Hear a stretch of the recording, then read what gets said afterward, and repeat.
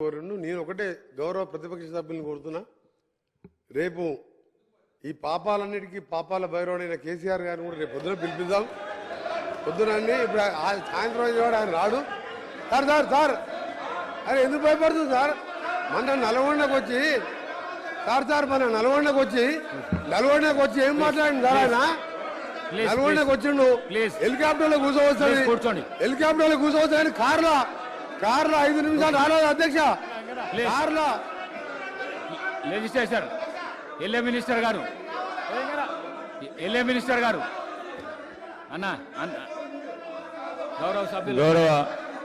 గౌరవ ప్రతిపక్ష సభ్యులను కోరుతా ఉన్నాను.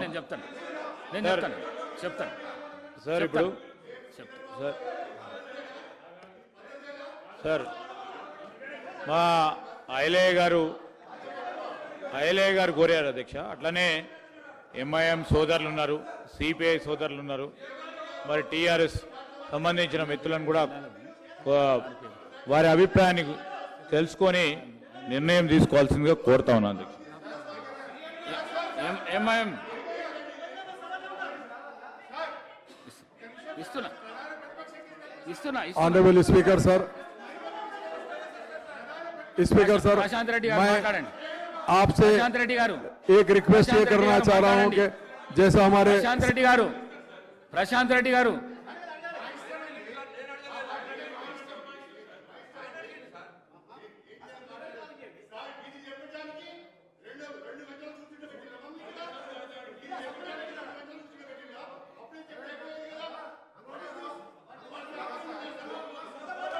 మాట్లాడండి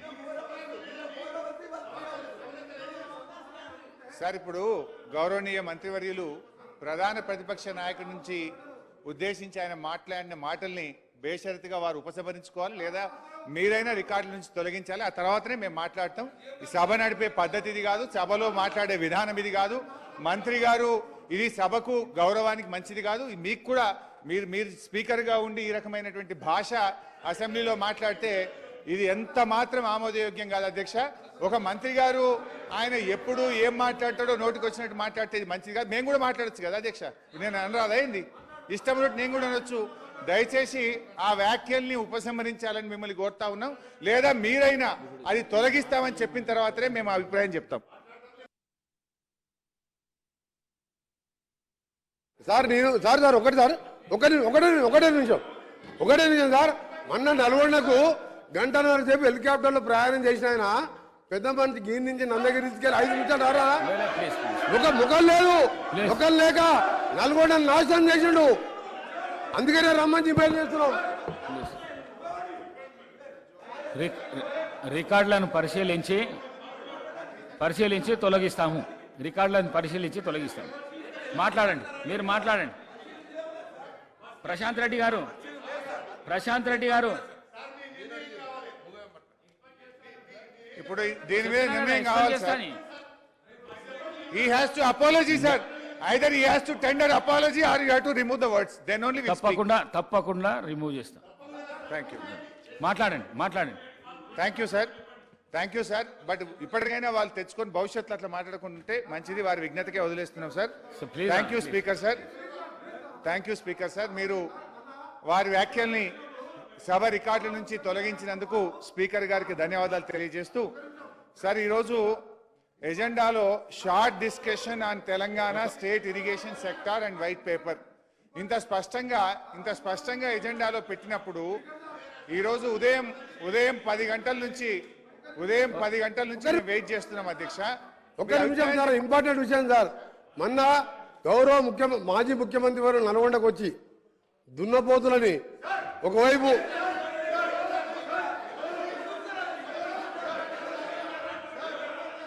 ఏం పాడేదారే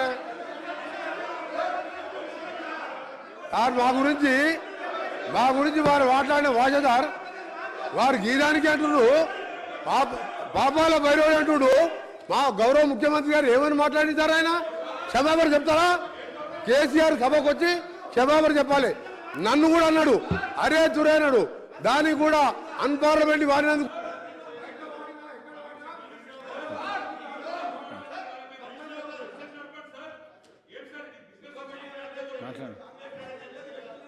సార్ కోమటిరెడ్డి వెంకటరెడ్డి గారు ఈరోజు సభ బయట మాట్లాడిన దాని గురించి సభలో మాట్లాడుతున్నారు. మరి మా నాయకుడు ముఖ్యమంత్రిగా ఉన్నప్పుడు పిసిసి అధ్యక్షుడిగా ఇదే రేవంత్ రెడ్డి గారు కాల్చి పారేయాలి ముఖ్యమంత్రిని అన్నాడు. తుపాకీతో కాల్చి పారేయాలి అని మాట్లాడిండు, ఉరిదీయాలని మాట్లాడిండు. మరి దాన్ని ఏమంటారు అధ్యక్ష? అందువల్ల మళ్ళీ ఇప్పుడు ఆయన మాట్లాడినటువంటి మాటల్ని దయచేసి ఆయన మళ్ళీ ఉపసంహరించుకోవాల్సిందే. ఈ విధంగా సభలో ఇట్లా ఈ పద్ధతులు మంచివి కావు అధ్యక్ష. మంత్రి గారు ఇలా బాధ్యతాయుతంగా ఉండాల్సినటువంటి ఒక మంత్రి గారు ఆయన్నే ఈ రకంగా రెచ్చగొట్టేటట్టు మాట్లాడడం ఇది మంచిది కాదు.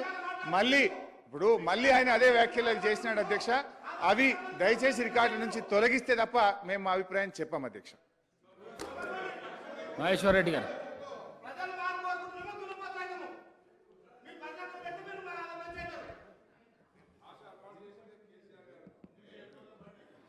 అధ్యక్ష,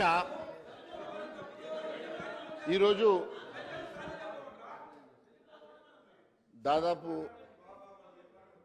కొన్ని గంటల సేపు ఈరోజు మమ్మల్ని వెయిట్ చేసిన తర్వాత సడన్గా డిస్కషన్ రేపటికని చెప్తా ఉన్నారు అధ్యక్ష.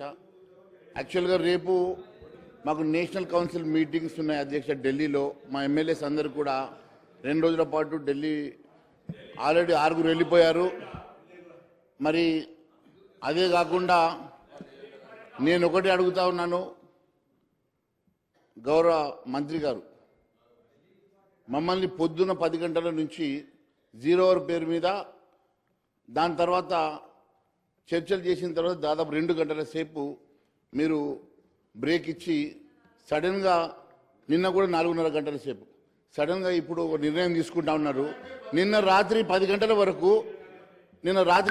వరకు సభ నడిపినటువంటి మీరు సడన్గా ఈరోజు మరి ఎందుకు బ్యాకౌట్ అవుతా ఉన్నారు? మరి గౌరవ మంత్రి ఉత్తమ్ కుమార్ రెడ్డి గారు ప్రిపేర్ కాలేదా? లేక ప్రిపరేషన్ కోసం వారికి ఏమైనా టైం కావాలా? లేకపోతే సార్ గౌరవ స్పీకర్ గారు వారి అభిప్రాయాలను తీసుకుంటున్నారు అధ్యక్ష. మీ అభిప్రాయం మేరకు స్పీకర్ గారు ఈ హౌస్ను రన్ చేస్తారు. We are there here to coordinate with the chair. మీరే నిర్ణయం తీసుకొని మీరే మంత్రి గారు ఆ పూర్తి స్థాయిలో రెడీగా ఉన్న తరుణంలో గౌరవ సభ్యులకు సంబంధించిన అంశం వచ్చినప్పుడు ప్రజాస్వామికంగా మీ అభిప్రాయాలు తీసుకుంటున్నారు. గత ప్రభుత్వాల అభిప్రాయాలు కూడా తీసుకోలే. ఈరోజు మేము చెప్తా ఉన్నాం, అభిప్రాయాలు తీసుకుంటున్నారు, దాని తర్వాత నిర్ణయం తీసుకుంటారు. వారే నిర్ణయానికి వచ్చేసిండ్రు, రేపు పెడతారో ఎల్లుండి పెడతారో అని. వారి అభిప్రాయాలు తెలుసుకున్నాక మీరు నిర్ణయం తీసుకొని చెప్పడం జరుగుతుంది. మీరే అభిప్రాయం తీసుకొని మీరు రెడీ లేరు, మీరున్నారు. గౌరవ సభ్యులు ఐలయ్య గారు వారి అభిప్రాయాన్ని తెలియజేశారు. మీ అభిప్రాయం మీరు తెలియజేస్తున్నారు. సిపిఐ పెద్దలు వారి అభిప్రాయం తెలియజేస్తామని మీరు చెప్పినారు. ఎంఐఎం వాళ్ళు అభిప్రాయం తెలియజేసినాక నిర్ణయం తీసుకోండి సార్. అదే మెయిన్ అపోజిషన్ కూడా చెప్తారు సార్. లేదు సార్, మీరు కూడా చెప్పాలా?